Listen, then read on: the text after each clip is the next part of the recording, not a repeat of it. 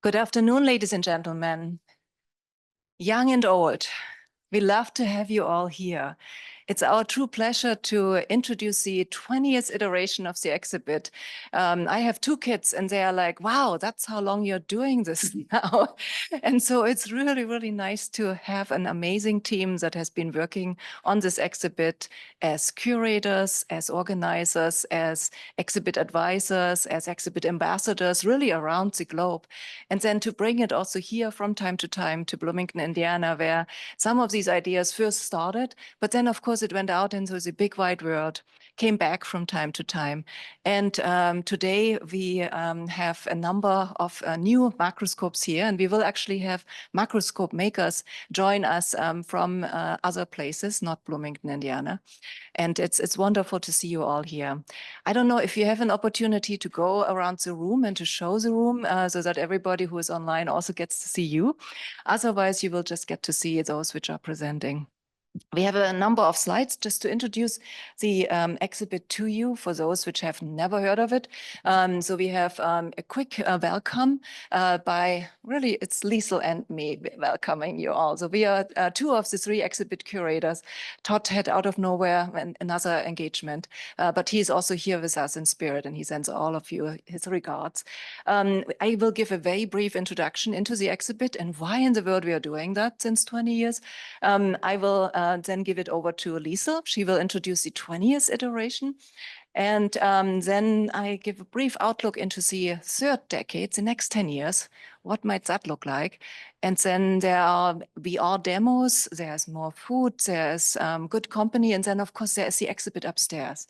So if you haven't seen it yet, definitely check it out. And check out some of the other really cool exhibits that McCalla has here. I was so super impressed to see how they're having that up. And also all the stuff we have been working with, it's just phenomenal. They're just highly professional. So if you have your own elements and X-rays and others that you would like to feature here one day, please do. I think it's great to have all of this here and available to any one of us. All right, so going through these slides. So from 2005 to 2014, we had every year a call for maps, and then teams from around the globe really submitted. And we have an international exhibit advisory committee, and they then pick the top 10 best maps. And then some of these maps were actually published in journals, they were published in magazines, but not necessarily so for a general audience.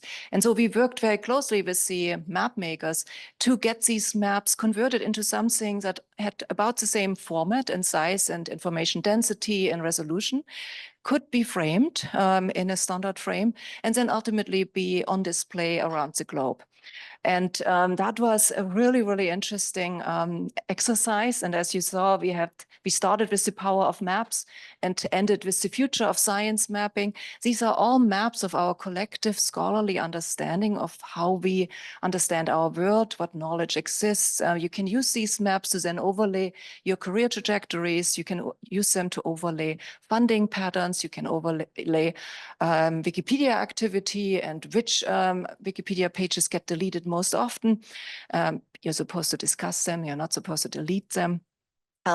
So ultimately, you get to see not just technology and scientific advances, but also changes in job market landscapes, changes in what we teach online and offline.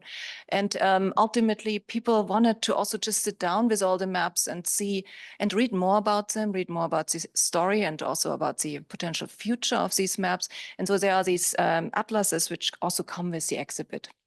Now, the next decade, another 10 years of our life, went into macroscopes. So these are not maps that you just hang on the wall or give to a librarian and they will be there for the next 100, 200, maybe 500 years, maybe longer. But these are interactive data visualization. So what you will see up in the second floor displays of large format interactive data visualizations that you can interact with. Some of them are fed by near real-time data sets. Others are using canned data sets. And many of them are using very, very interesting metaphors to help general audiences interact with very, very rich data. And there's another book forthcoming, The Atlas of Epic Data Adventures, and that will be in the stores in Christmas 2025. So mark your calendar for that one. But it's always interesting to then see them all at once. And again, today, for the very first time, you have an opportunity to see all together. And again, the exhibit has been going to many, many places, be it at the Smithsonian, be it at different venues that all try to communicate the richness of our data and knowledge and wisdom to general audiences, but also has been going to many, many scholarly venues, to many conferences. We even had a data, big data, theater piece made, which was really, really cool. In the lower part, in the middle, big data beanstalk. Happy to tell more about that later. All right, coming over to macroscope. So I will give it to Lisel, and she's going to introduce the 4 winning entries for this year's 20th iteration. Thanks, Katy. So I'm thrilled today to be able to introduce the newest 4 macroscopes to the exhibit. Each year we have a theme that relates to the pieces that we select, and they are chosen with the input of an international advisory board. And this year we have a group of visualizations that has a distinctly global and big picture bias, which we thought was fitting maybe for the final iteration of macroscopes. They provide a planetary perspective, and they showcase large and complex data sets. They use multi-factor analysis to tease out the effects of indirect dependencies as well as more visible relationships. And their interfaces are intuitive, allowing you to focus on the topic rather than the tool. So I think without much further ado, I'd like to introduce our macroscope makers online today to present their work, starting with the first team, which will be from the Shape of Change. So let's see. This is Beatriz Malveiro, who is a data visualization engineer with a background in mathematics and software engineering. She has worked across product, research, and consulting teams to create unique data experiences and tools. And currently, she's working on visualizing city systems to promote more equitable decision-making in urban planning. And she is joined by Rita Costa, who is a data visualization professional based in Portugal. She is passionate about using data to tell stories that shed light on relevant topics. She trained and worked as a data journalist and now leads the data visualization team at a financial technology company, working at the intersection of research and product development. So join me in welcoming them to talk about the shape of change. I'm going to stop screen sharing here. So you guys can go ahead. Hi, everyone. So I will be doing the first half, and then I'll pass the word to Beatriz. So first of all, hi from Portugal. Let me just thank the curators of the exhibition for selecting the Shape of Change for such an interesting project. We're really happy to be part of this, and also to congratulate the other makers on their works. So the Shape of Change is a product of a collaboration between myself and Beatriz. We were colleagues in the same company. We no longer work together on a daily basis, but we are friends that enjoy creating data visualizations that cover interesting topics. And in this case of the Shape of Change, you'll see that it covers the progress over a decade on a series of global metrics. So if you can move to the next slide, Beatriz. Our project started with a challenge presented by the organizers of the World Data Visualization Prize in 2023. And this is focused on showcasing past, present, and future developments of society, governments, and populations. And there was a very clear challenge tied to this prize that has participants to choose one of 3 data sets and create visualizations that would tell a story to reveal something interesting about the data. If you move to the next slide, Beatriz, you will see that we have chosen the data set that, as I was saying before, showcases a series of metrics related to global health, energy, quality of life during the past decades. And the challenge was to showcase what has improved, what is broken, what really went off the charts during the past decade.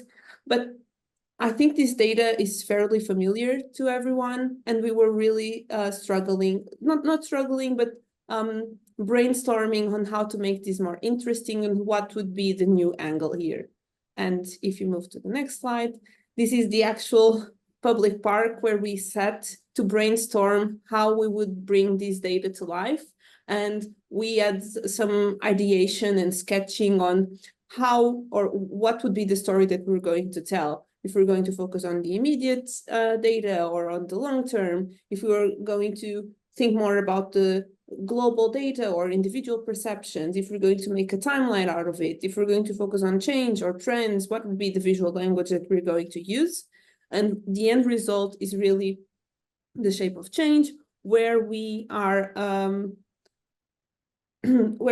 working to entice people's perceptions on what has changed and if it changed to better or worse. And we are asking the users of this data visualization, of this experience, to think about their perceptions of the years that passed and test their knowledge, and really to motivate reflection about how these metrics have performed. And I will let Beatriz explain to you how the visualization works. Thank you so much. Thank you, Rita. Yeah, so I'll now just do a very brief demo of the project and kind of highlighting some of the core themes or the core concepts that Rita just mentioned that kind of guide us when creating the project and kind of group the features that we have there. So kind of moving on, this is kind of the landing page, what you see when you get into the shape of change.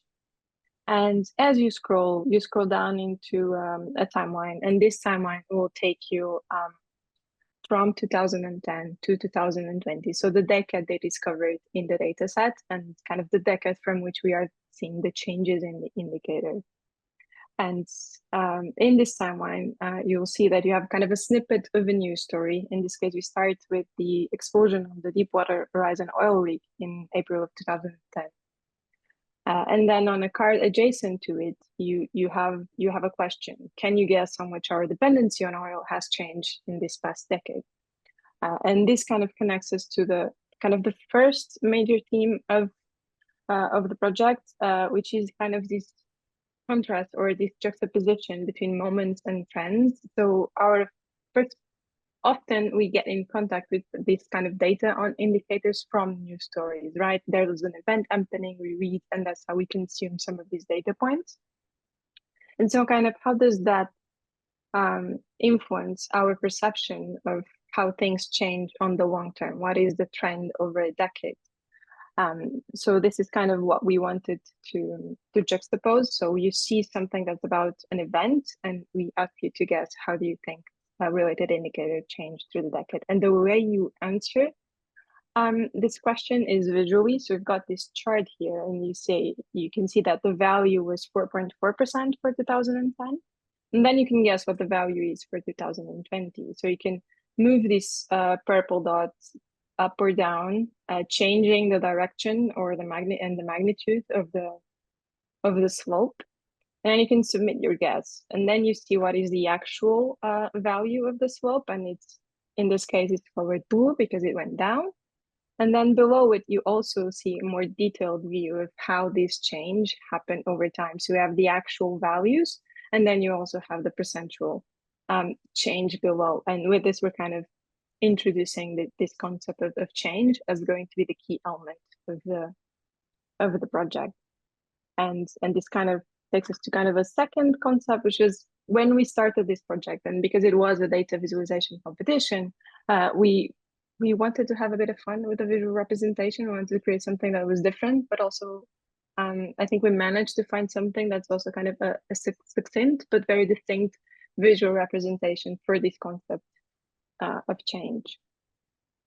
And then I also want to talk briefly about this dynamic of the guessing. Like we pose a question to the reader based on the news piece that's presented.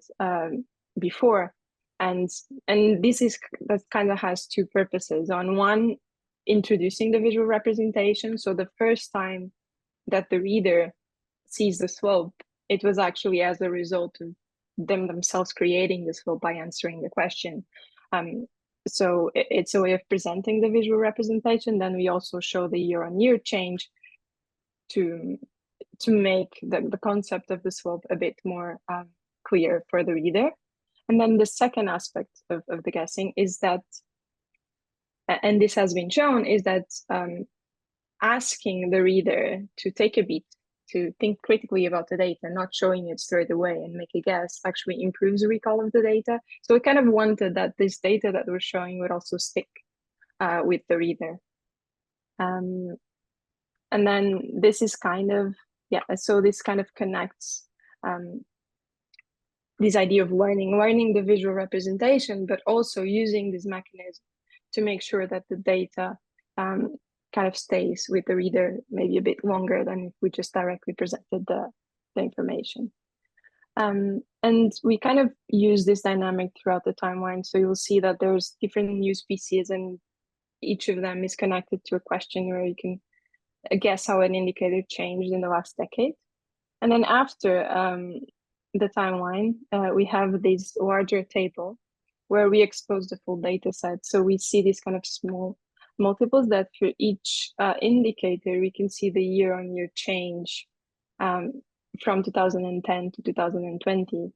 And this kind of follows into a final aspect that we wanted to mention, which is exploration. As we were building the kind of the timeline and the story for the project, it became kind of clear, like, we're not going to show the entire data set. It's not possible to show it with the same kind of mechanics that we were showing before, but we wanted to make that available for the reader for any analysis. And so we kind of show it at the end, and it's possible to focus on a particular topic that you're interested in. And by showing it at the end, we hope that by this time, the reader is already a bit more familiar with this visual representation and is then able to interpret this table in a way that maybe at the beginning would not be possible. So this is essentially it. This is our project. We hope that you explore it on your own, that you have fun guessing, and that you learn something from the data. We're super happy if you have feedback that you want to share with us. And again, just thank you so much for having us, for being able to share our project with all of you. Yeah, and it's so amazing to be among such great projects. So yeah, thank you so much. Thank you. It's great to see your work and to hear more about the inspiration behind it. I think we're going to switch now to River Runner. So I'm going to introduce Sam Lerner, and then Sam, you can go ahead and share your slides. Sam Lerner is a visual journalist and a data visualization developer from Chicago, now based in New York.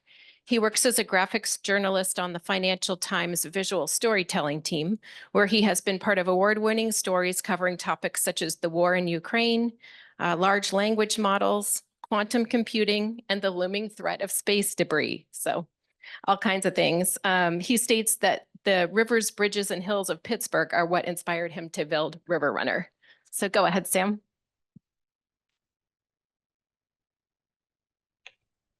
Sorry. Okay.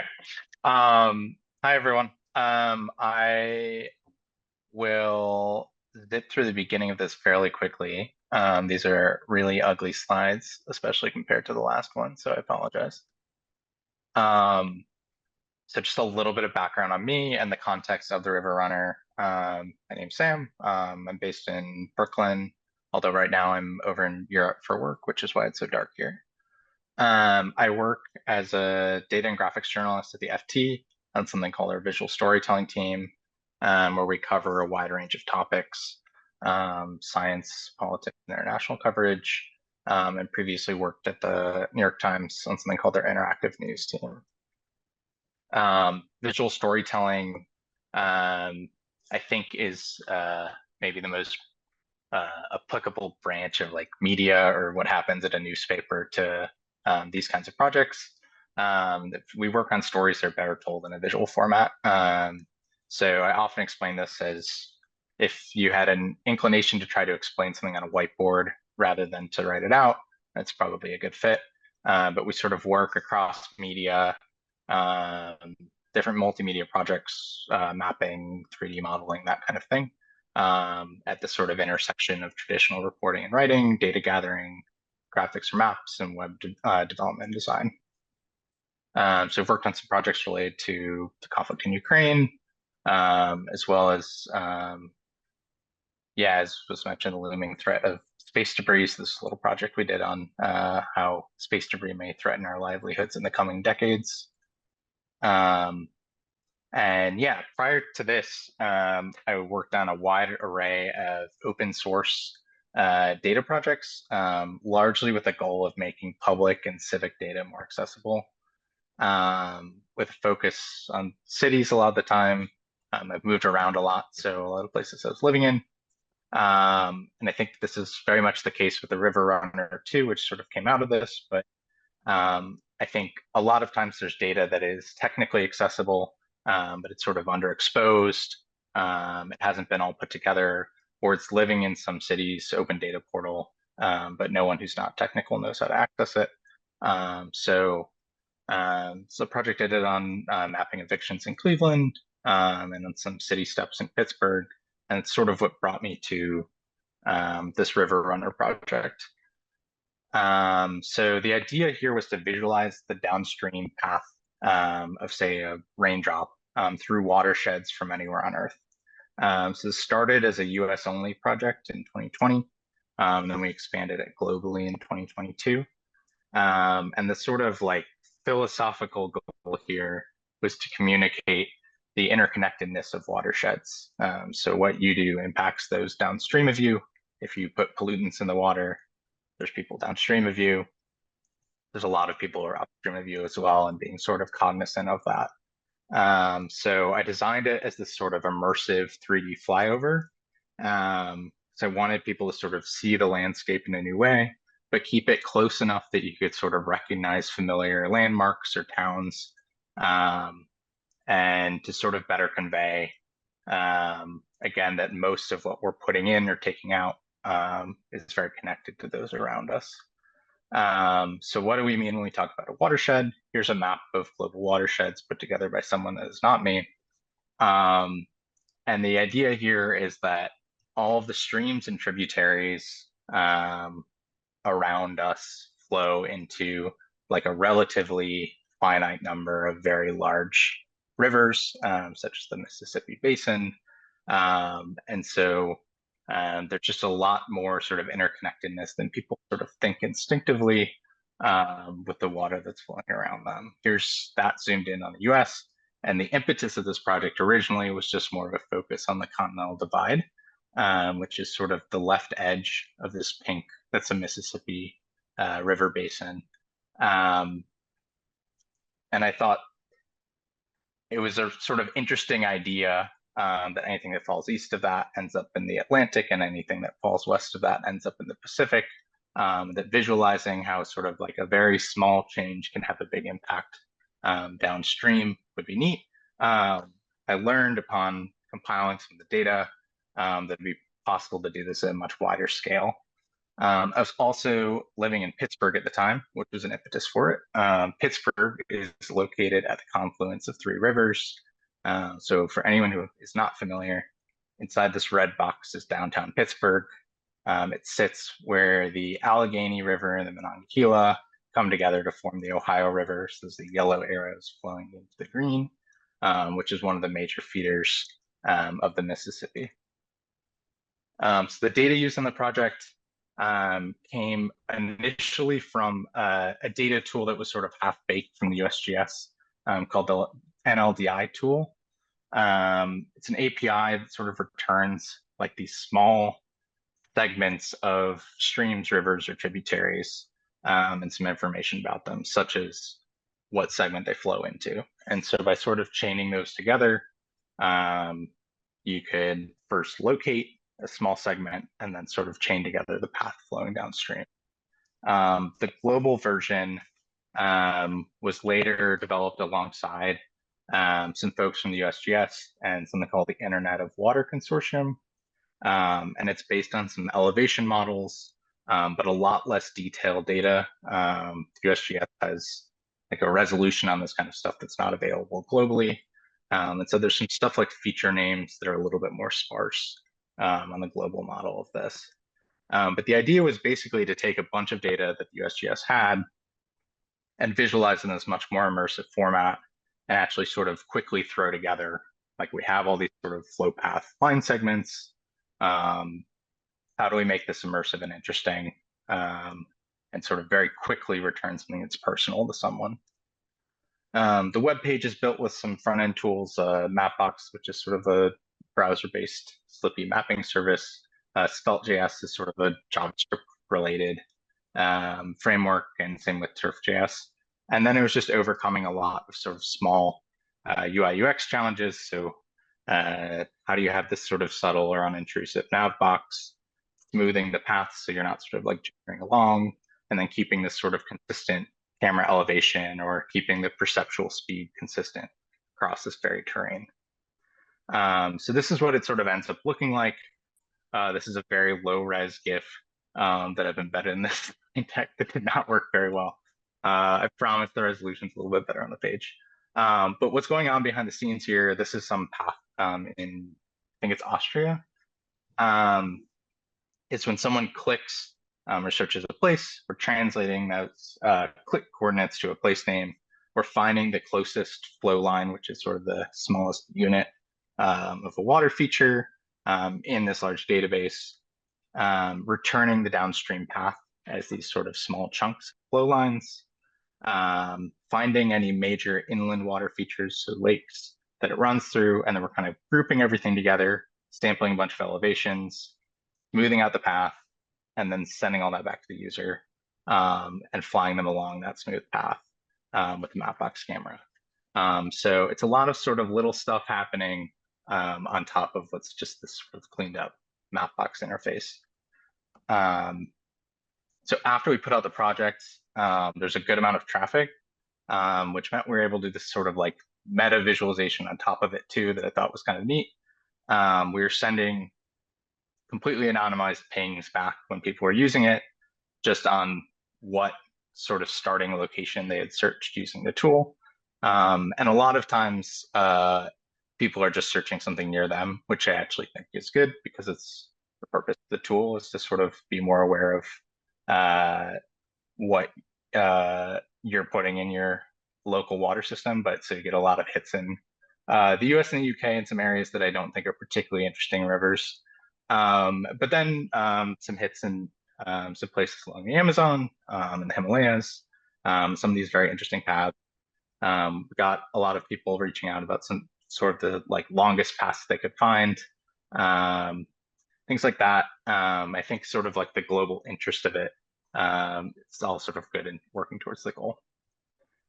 So some quick tips for using the tool. My internet connection here is not amazing. So map tiles are taking a little long to load, so I pre-recorded some of the stuff instead of trying to do it live on the site, although that also might be loading too slowly. Great, okay. So you can start by clicking, so that'll bring up this sort of initial path. You can also, search for a location. So here's Bloomington, Indiana. And it will take a second to find the path from there. This might not be a great use of time. I think you understand the gist of that. When you're running along the path, there's some playback controls. So this is along one of my favorite paths, which is through the Grand Canyon on the Colorado River. So you can rewind or play or fast forward through it. You can also jump to different grouped water features within the longer path. So here's along the Colorado River. You can see on the top right there, we can jump to Lake Mead or jump back. I think trying to separate out these features was like a unique challenge, and there's a lot of issues, so please be kind, particularly internationally. And then you can control the speed and the zoom as you're going. So I think forcing it to be sort of more zoomed in was intentional. It's like have you feel how long this path is and have more familiar features along it. But there is this sort of zoom speed toggle or slider to adjust that. And then finally, you can exit the path anytime and go to the sort of overview mode where you can explore the different features along the route. So if you just X out on the top, take you to this overview where you can now move around again, but you can hover over these features and see the sort of different features along the route. Finally, I, along with Dave Blodgett, Kyle Honda, and Ben Webb, who are from USGS and Internet of Water, and helped compile some of the backend for this, threw together some of our favorite paths. So I just included a link and a QR code here. If anyone's interested, you can scan that and pull up what we thought were some of the more interesting paths along the route. But yeah, that's all I have. Thanks again for selecting the project and for the time to present today. That's great. Thank you, Sam, for sharing that with us and for those tips for navigating once we get on there. I want to make sure you guys all have time to play with this afterwards. So we'll move on to our next speaker. Liuhuaying Yang will be presenting on the whole picture for her team. She is a data visualization researcher and a faculty member at the Complexity Science Hub. She specializes in design and front-end development of interactive data visualizations and has worked with the Massachusetts Bay Transportation Agency, the MIT Sensible City Lab, and Smart Future Mobility in Singapore, among others. So go ahead and take it away. Hello. Hi, I'm Liuhuaying, and I'm currently working at Complexity Science Hub and in Vienna, and I lead this visualization team at the hub.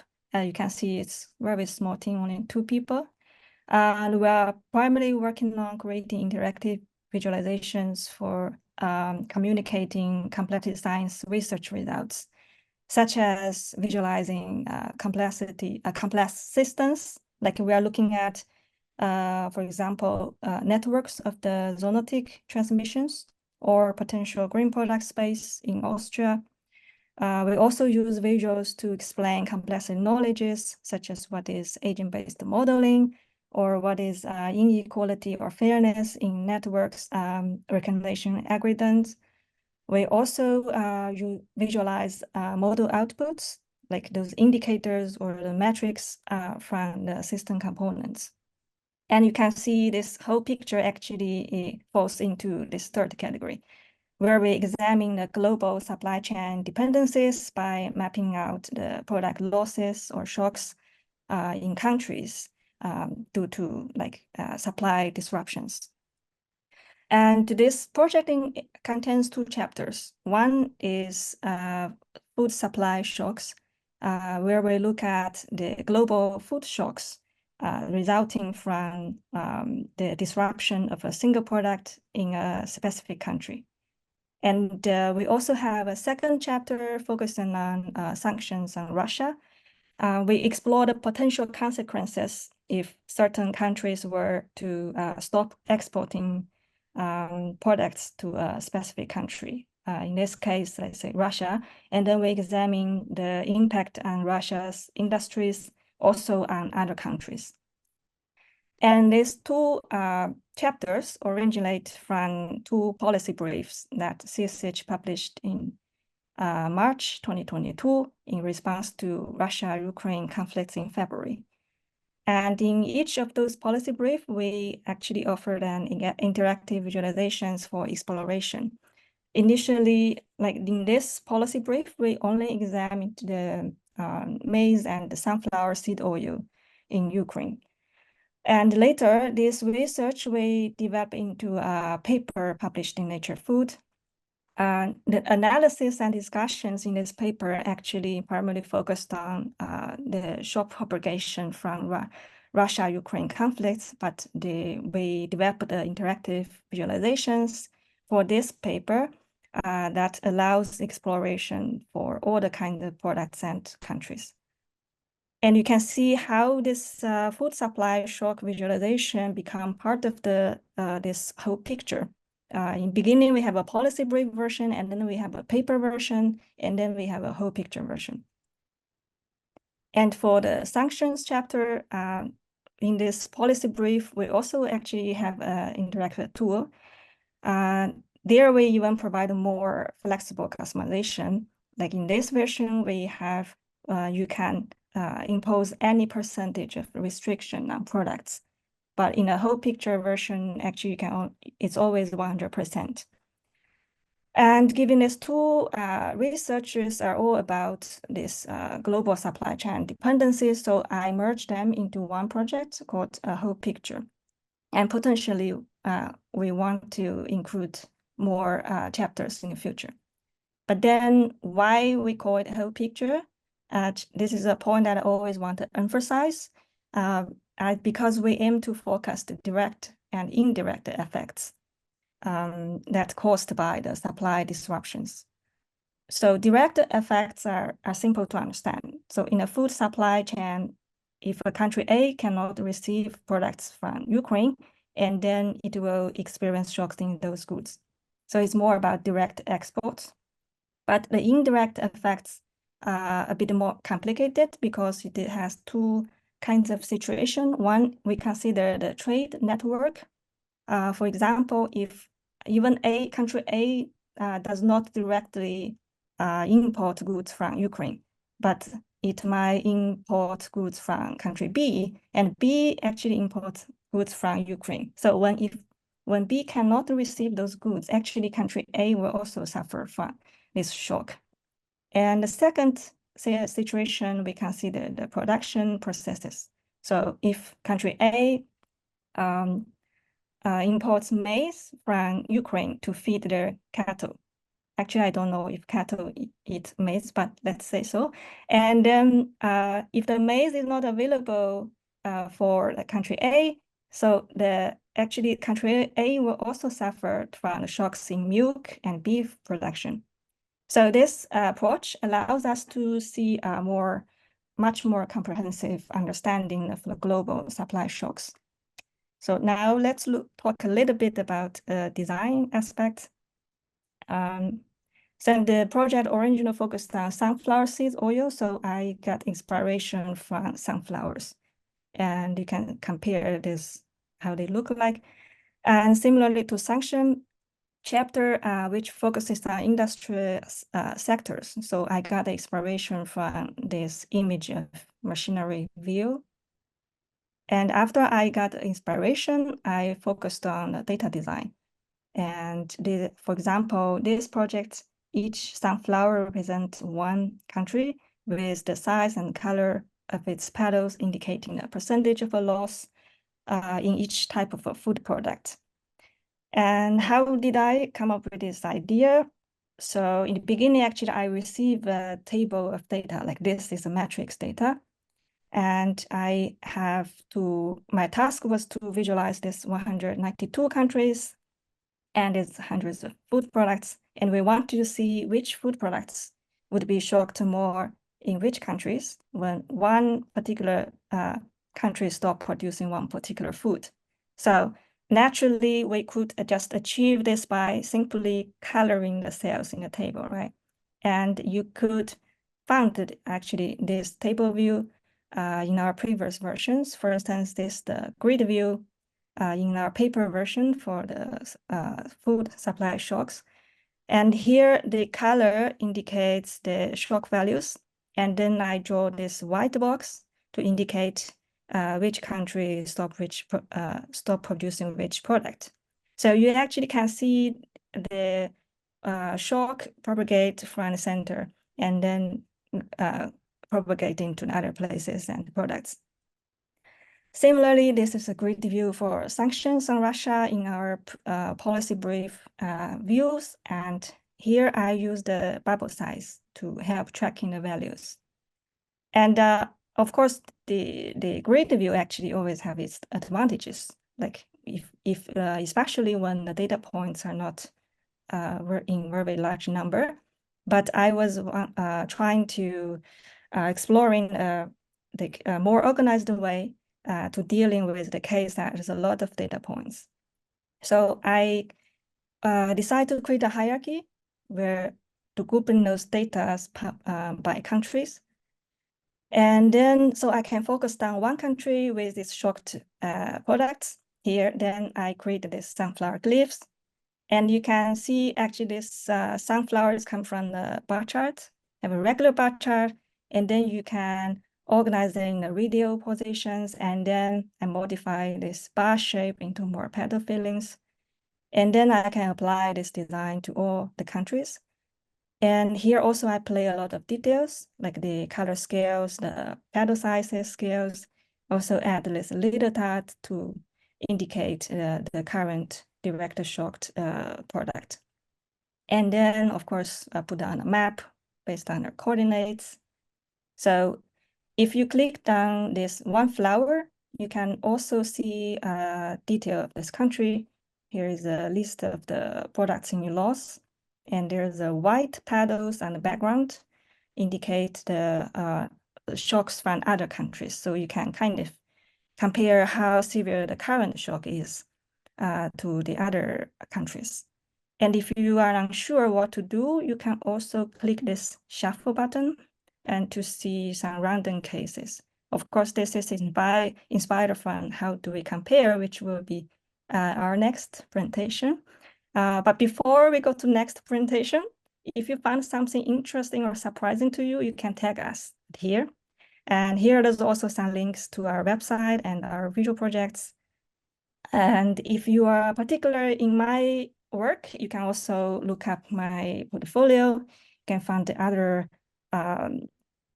visualization projects that use a similar design process. Thank you very much. Thank you so much.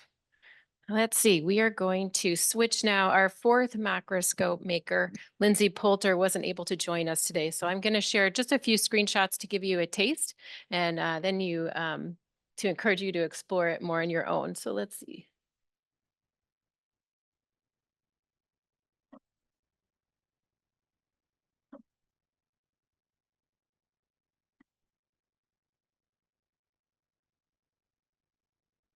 All right, let's see.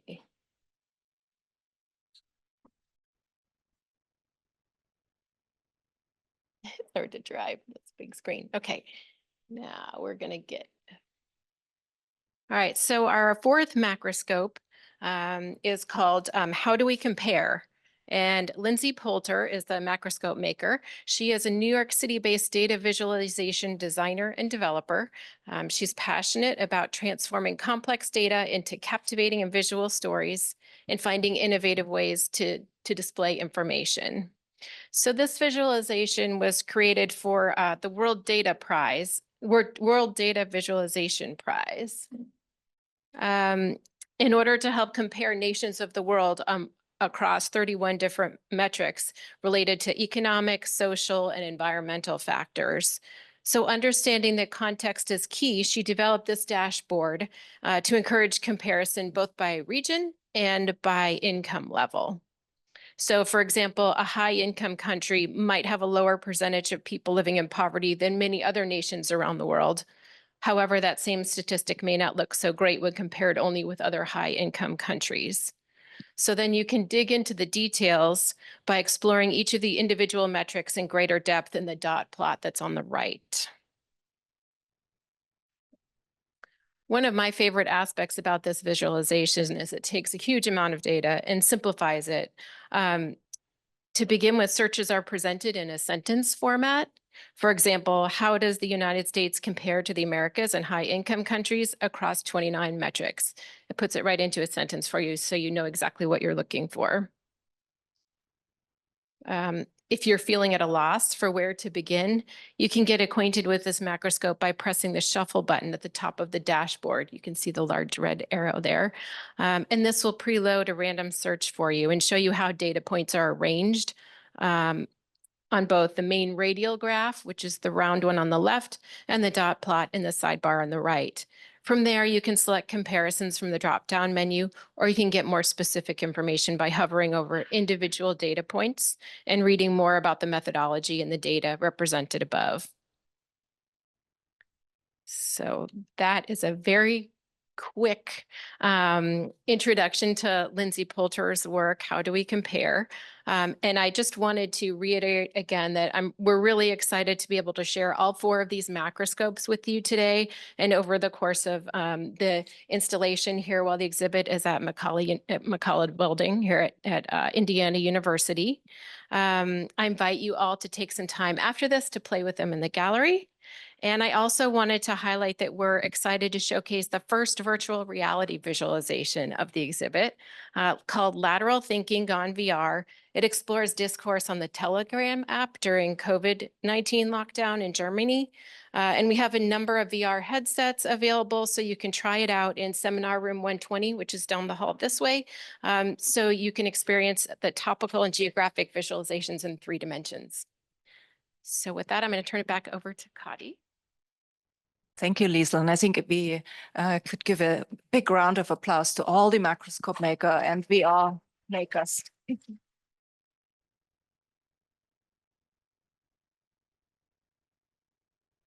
It takes an enormous amount of work to create any one of those 40 macroscopes, and also keeping them alive for 10 years is non-trivial.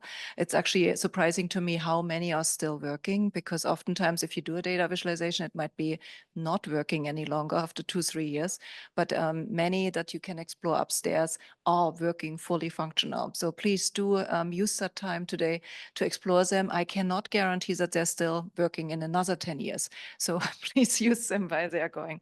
We are in the process of making movies of them so that we can preserve them for a little bit of eternity.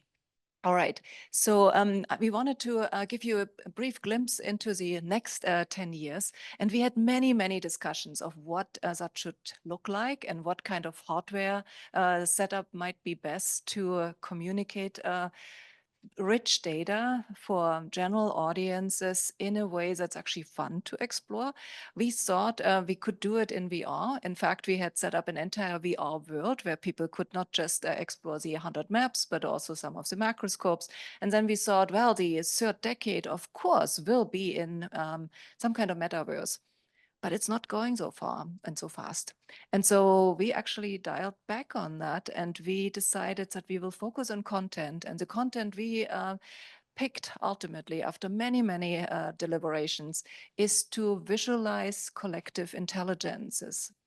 And this is not just human-to-human intelligence and how we interact with each other, or human-to-machine intelligence and how that might all play out, but to really understand how we also interlink with plant intelligences, how we interact with fungi and bacteria and viruses and others. And I think there are lots of really good examples that help us understand that this is a large, large network, a multi-scale network that we are part of, a small part of, but that we need to understand way better to get us into desirable futures. And so what we will hopefully be able to do over the next 10 years is to not just use Midjourney for cool pictures that you see here, but to really take rich data about human and machine and other intelligences, and to make visualizations that help us all understand many, many different things, actually. So we are interested in different types of intelligences. Some of them are listed here. We are interested in collaboration and coordination across these intelligences, and ultimately also across life forms. We might not have alien intelligences in the mix over the next 10 years, but at some point that might come. And we are interested to also communicate to many what kind of sensors and actuators exist, how AI can now be used to very much understand what your state of affairs is, how emotional you are, what you feel. They now don't need your passport any longer at the border.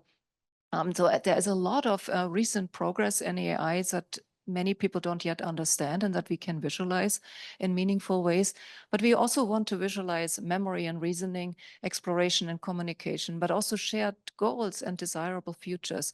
And there have been a number of PhD theses here in Luddy Hall, but also around the world that start to visualize intelligences, machine intelligence, but also human intelligence and others. So we will build on that. And then we will have to invent new interfaces to this. So one interface we are starting to explore is to just have a screen, basically life-size screen, which you can stand in front of just like a mirror.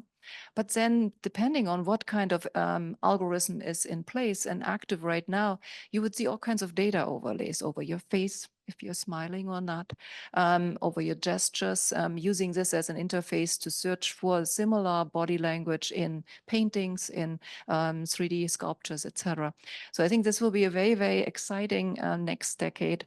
And if you would like to learn more or have your comments on it, please do connect with us.